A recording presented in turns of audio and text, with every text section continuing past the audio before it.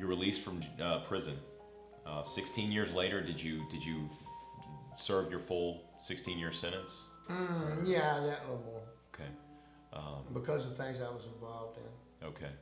What was it like? I mean, now you've tasted freedom. You've done your time.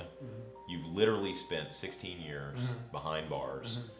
Your formative years. You're 21 to 37. 37 years old. I can do the math. Yeah. Now what? What do you do now? I mean, you've got to Well, that is one of the things that I had a warden stand up in front of everybody in El Reno, Oklahoma, and said, "We're not here to rehabilitate. We're here to warehouse."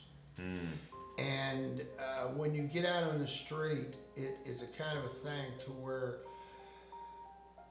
you might have paid your debt to society, but because of technology, because of the applications, and because of things like that, you put down the truth, and you don't get hired. And you lie, and you get hired if you have a work aptitude, if you're a salesman, if you get along with people and everything like that.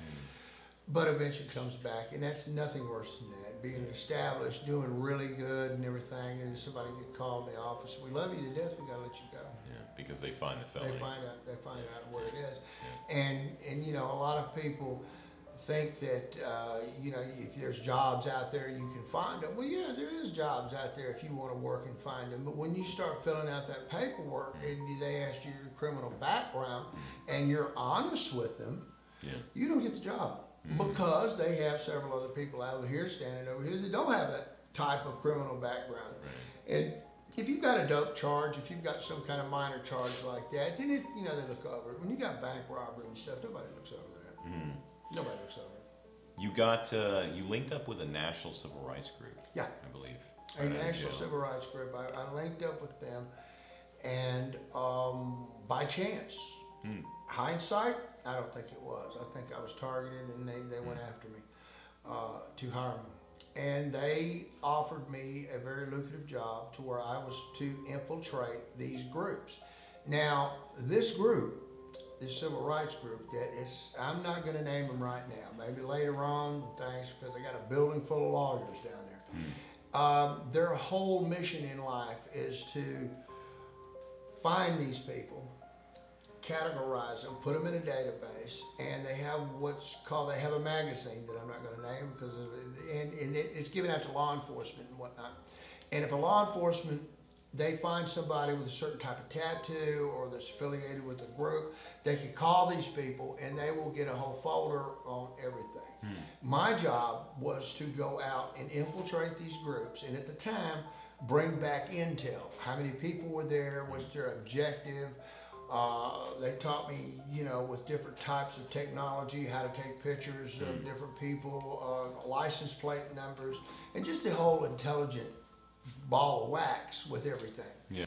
One of the things, obviously, you were gathering data, information for the National Civil Rights Group.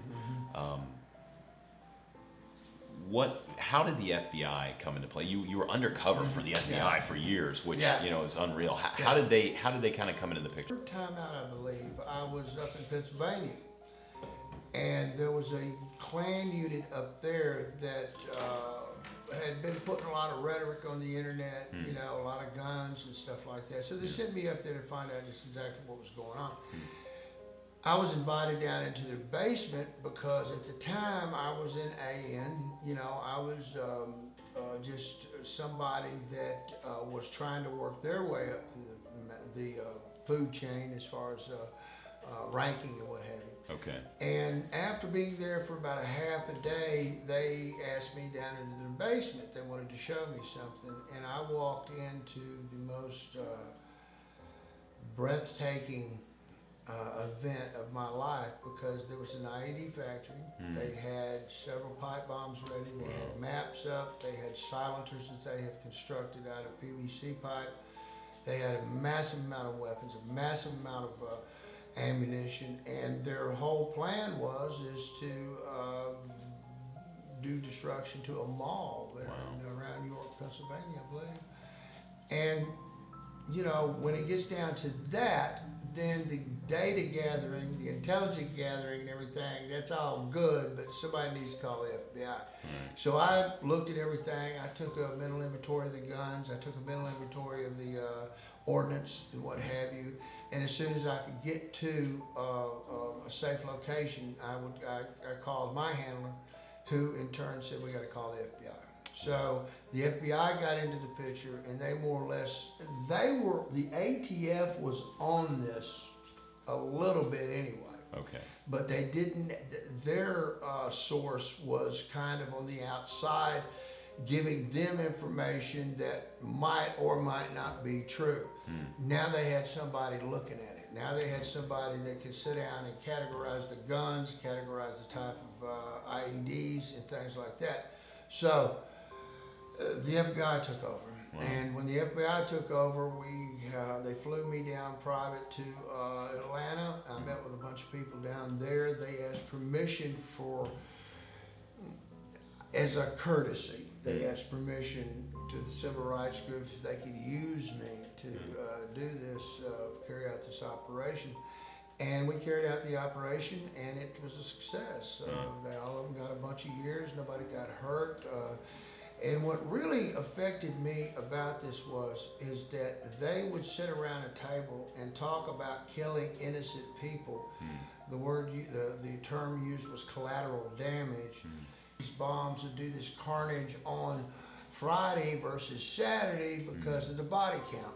You know, the ATF were already on it, but they had a source on the outside, so they didn't really know for a fact what was going on the inside. When I reported back to my handlers, they immediately said by law and by, that they had to get a hold of the FBI. I was flown private down to Atlanta because I said that I had to go check on some cell phones out of Chicago to help these guys out, but actually I was in Atlanta with a clandestine surveillance squad, Went down there, got with them, and I was officially initiated into the FBI fold as far as a contractor. I was, Wow. And from that point on. What a turn of events. Yeah. I mean, unbelievable. So you're a convicted criminal, 16 years. Yeah. Now all of a sudden the FBI is literally recruiting you. And what's funny is when they do that, when they actually, read you, they have to read you a bunch of rules. Okay. Okay. And I'll never forget is the guy sat down with a piece of paper, looked at me, and he goes, okay, I got some rules I need to read you. And I read them to him before he even started. And he looked at me and kind of cocked his head, and he goes, how in the hell did you know that? And I said, well, it's common sense, isn't it? He goes, yeah, sign this paper. So I signed the paper. And it had something, it has a lot to do with you can't impersonate a police officer or an FBI agent. Nice. So from that point on, I was working for the FBI, which kind of went up a couple of tiers as far as technology, as far as the button cameras, as far as a lot of different types of equipment that I could use. And after that, I was lent out. First, my handlers was out of Philadelphia, Pennsylvania, and then because I lived where I lived, they got sent back down there. So I was working out of Little Rock. I had several handlers, and they would fly me all over the country and drive, and what have you, all over the country, just infiltrating different groups and going into cities. That's the question. I mean, did you join the Aryan Nation? Did you join the Klan? I mean, how did that? See, I was a member of the Aryan Nation. Okay. In a type of a lower tier. I was just a member. Okay. With potential. Gotcha. And once I got with them, then it was suggested that I kind of move up in rank because being the head of security for Aryan Nations is it's a catch-all. All the bad guys come to you, all this, all that, all the drama you have to deal with, which is not uncommon. It's like it's not uncommon. But I worked my way up through there to get there, which is a very hard path. You have to turn into a person that you're not, because I'm not like that. I'm not a person that can hurt somebody just off a whim. but I had to go through a lot of things to prove that I was worthy of being Richard Butler's bodyguard. Oh, and Richard Butler. Yeah. So who is Richard Okay, Butler? Richard Yeah. Butler. Yeah. Richard Butler is the Godfather. He is the one, the patriarch. He's the one that in that world, one of the few that is viewed as the main guy.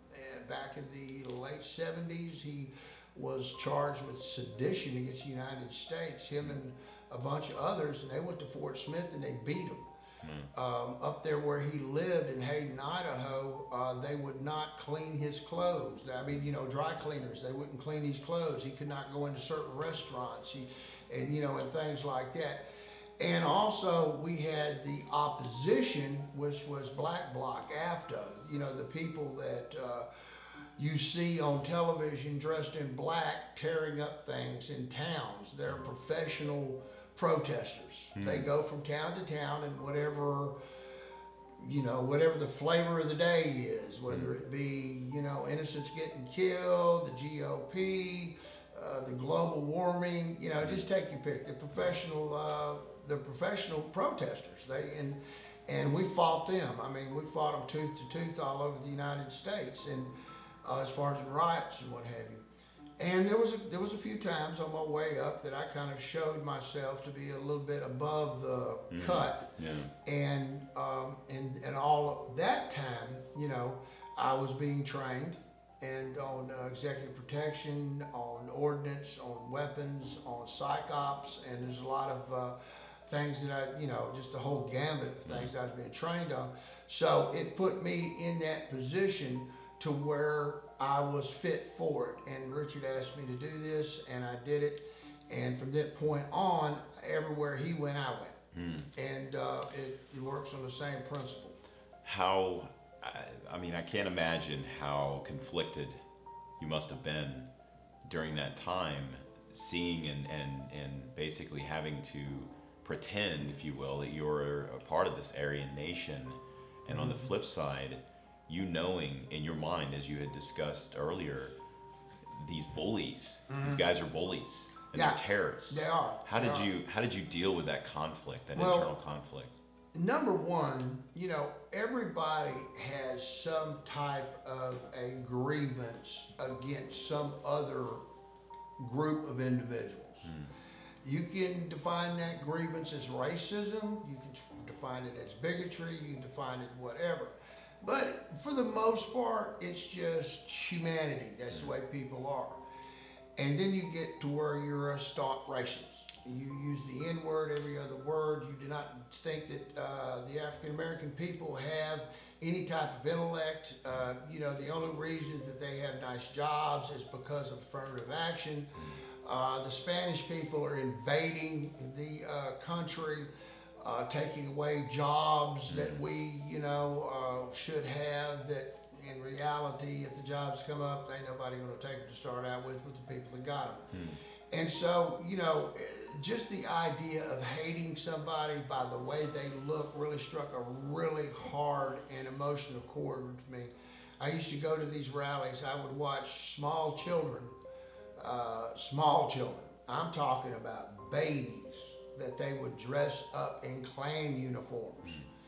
And small children that would go around Sieg Heiling, as far as doing the salute of Hitler, idolizing Hitler, idolizing people that history shows that just wreaked havoc among humanity.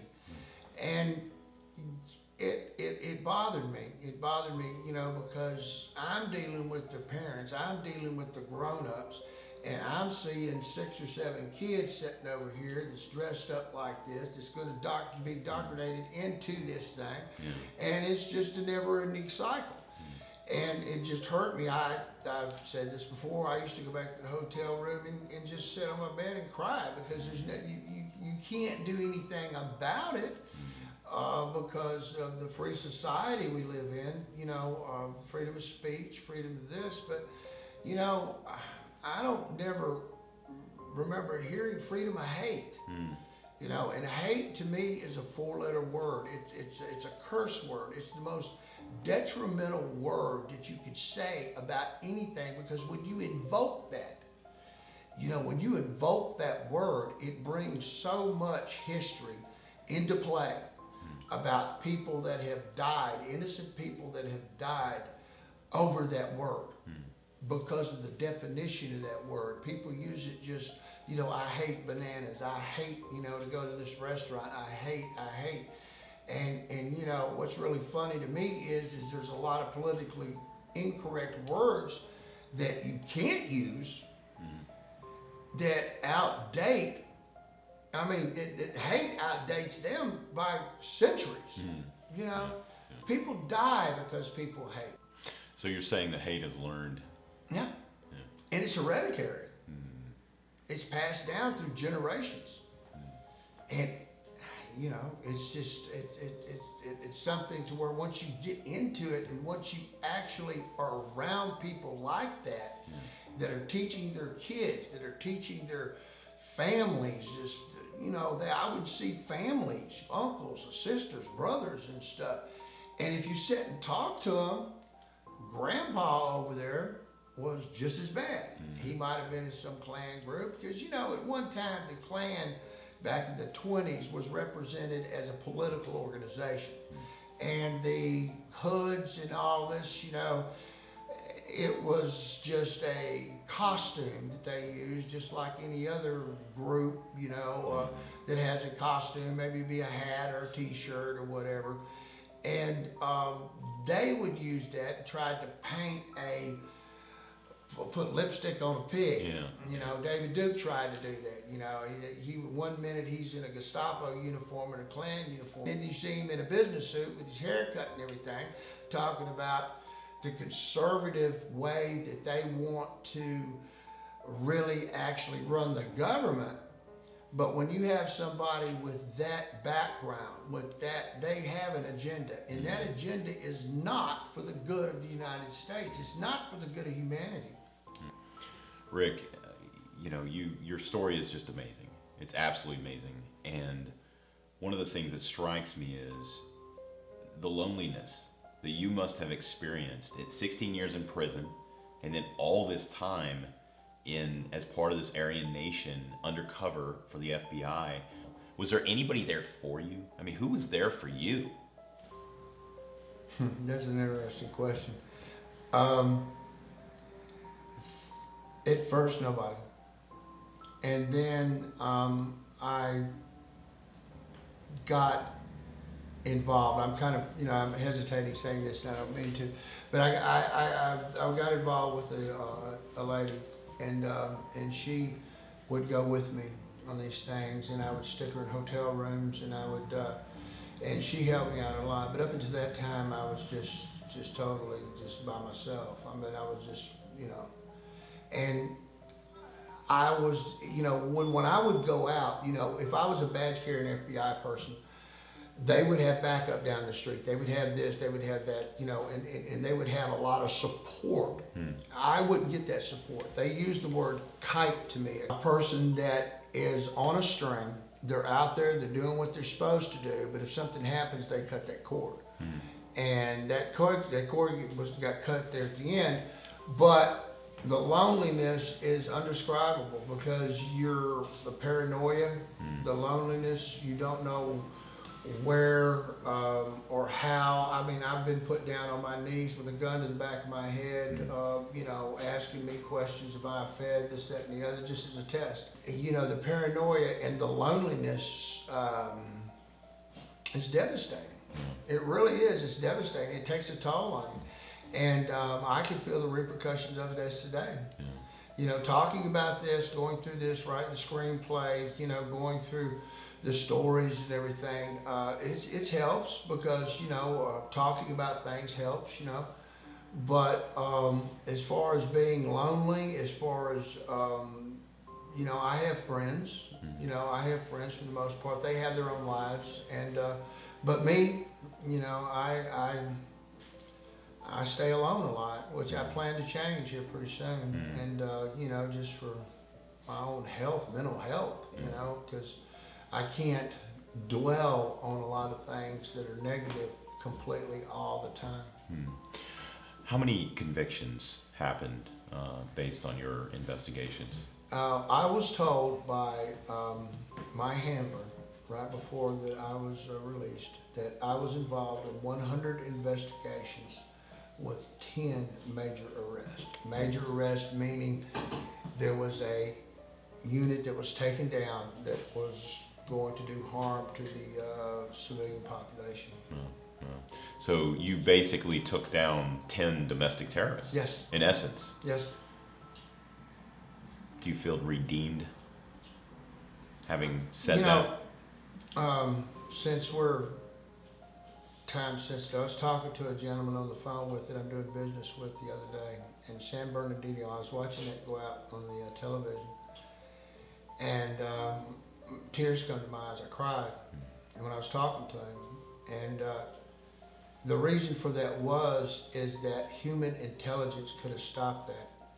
And you know, you can do all the wiretaps, you can do all this, you can do all that, you know, the NSA, but unless you've got somebody on the ground in the room and can contact or stop terrorism, you're gonna miss it sometimes. And they missed it the other day. And that's why it brought tears to my eyes, because I felt that even though I was not involved in the Islamic thing, which, you know, we don't have enough tape for me to get along in that. I was a little bit, but domestic terrorism is domestic terrorism. Terrorism is terrorism.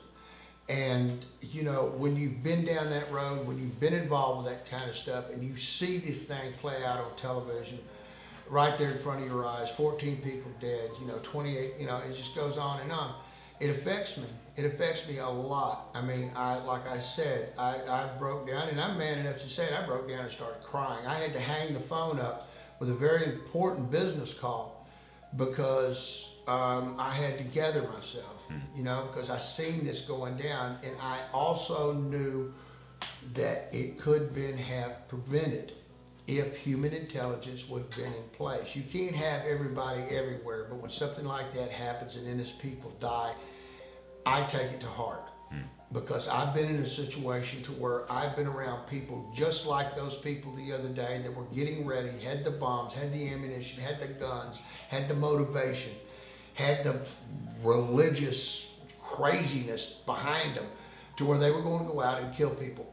And fortunately enough, and I don't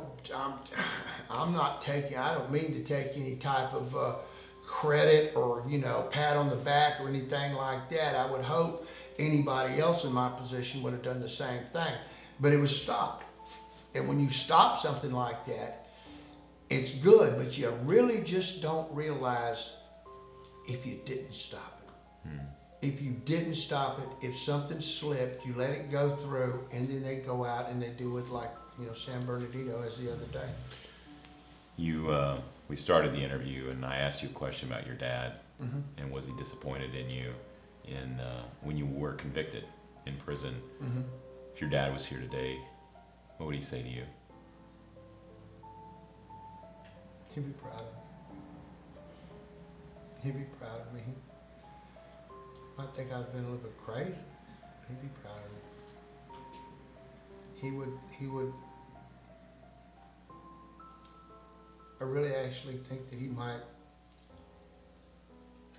after the bank robberies and everything like that, he might have seen that just what he installed in me in a younger age actually took just a little bit of hold. And that is to respect humanity, not hate. And do what you can, because this is a great country. You know, it is a great country. And people need to understand that. It is a really great country. And if you can do something to stop mass killings and stop things that just traumatize people's lives for the rest of their lives, you need to do it. You need to be vigilant. You need to watch. I'm not talking about racial profiling or anything, you know. It's all it is, what it is. But that's political stuff. See somebody doing wrong, report it. You know what wrong is. Everybody should know what wrong is. But he'd be proud. Does that include bullies as well? Yeah, there's always gonna be bullies. Yeah. Yeah. It's just what you gotta do is you gotta get them to where they don't turn into fools later on in life. Which, like my dad used to say, it's just all one good ass whipping away.